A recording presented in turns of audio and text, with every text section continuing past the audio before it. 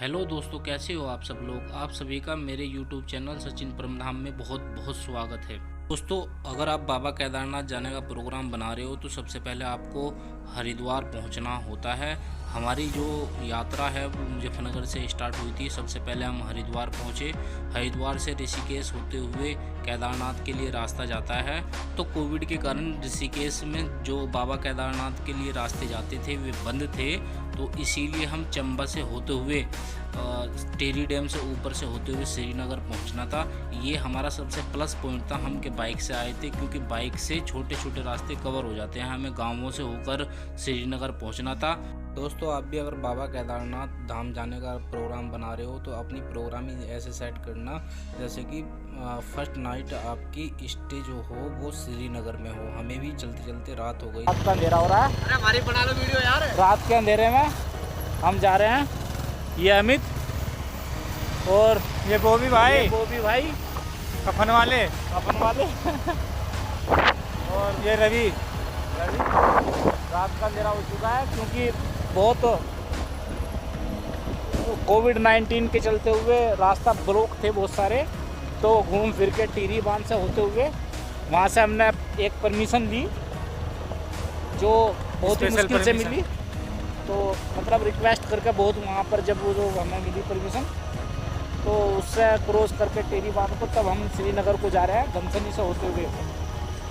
बहुत ही डेंजर रास्ता है, सिंगल रोड है, अंधेरे में ट्रैवल कर रहे हैं हम, कुछ दिखाई नहीं दे रहा। इधर को पूरा पहाड़ है, अंधेरा हो रहा है मगर। तो दोस्तों, श्रीनगर में कल मिलते हैं सुबह। अब के लिए गुड नाइट, बाय बाय।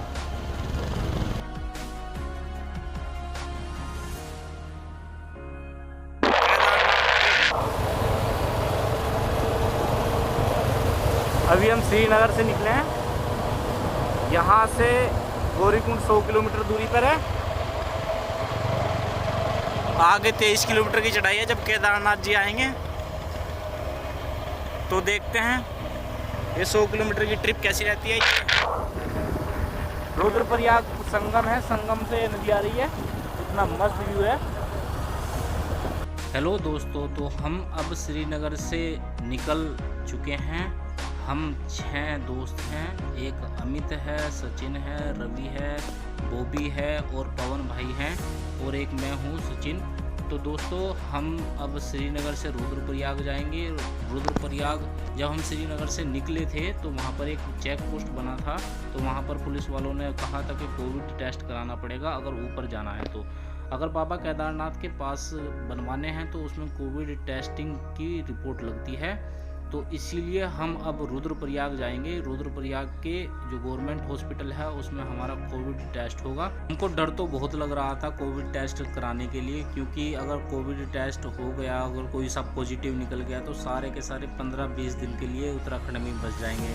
तो इसीलिए हमें कोविड टेस्ट कराने के लिए डर भी लग रहा था, मगर बाबा केदारनाथ की यात्रा भी करनी थी, इस वजह से हम चले गए रुद्रप्रयाग।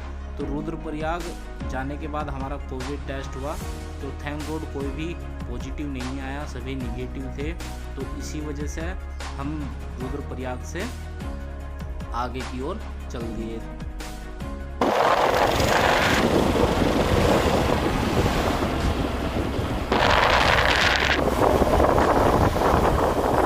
श्री केदारनाथ जी का रास्ता, ये वही नदी है जो 2013 में यहाँ पर पलट आई थी तो सब कुछ तबाह कर दिया था इसने। दोस्तों, ये रुद्रप्रयाग डिस्ट्रिक्ट है और ये रुद्रप्रयाग डिस्ट्रिक्ट का डिस्ट्रिक्ट हॉस्पिटल, और ये हमारी कोविड रिपोर्ट जो टेस्ट होने के बाद आ चुकी है। थैंक गॉड हमारी कोविड जो रिपोर्ट है वो नेगेटिव आई।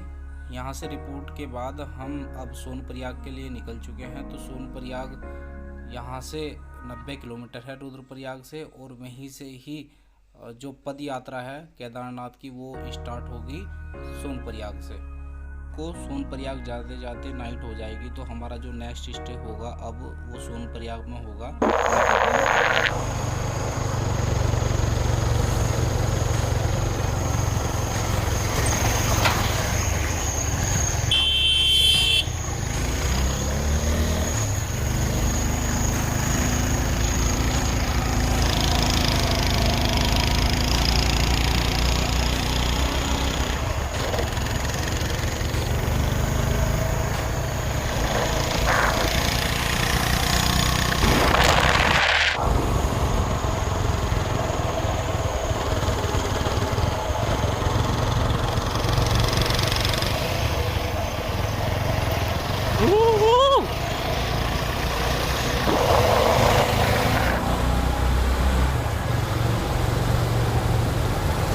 बाबा केदारनाथ का रास्ता बहुत ही डेंजर।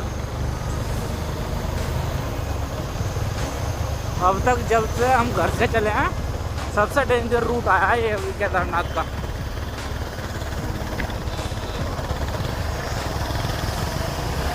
कुछ नहीं, बैरिएटिंग बहुत। और हमें वहाँ पर जाना है उस रास्ते पर, और हम बहुत नीचे से आए हैं वहाँ से। वो रास्ता देख रहे हो आप,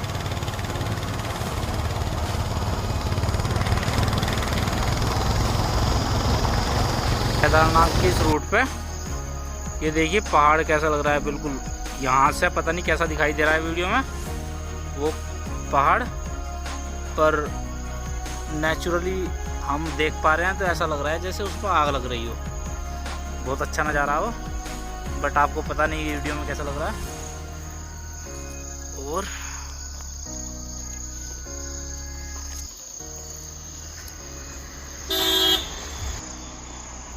हम अभी वो जरा सा रूट दिखाई दे रहा है वो वहाँ से, वो रूट, हम उस रूट से आए हैं और हमको जाना है, हमको वहाँ पर जाना है उस रूट पर।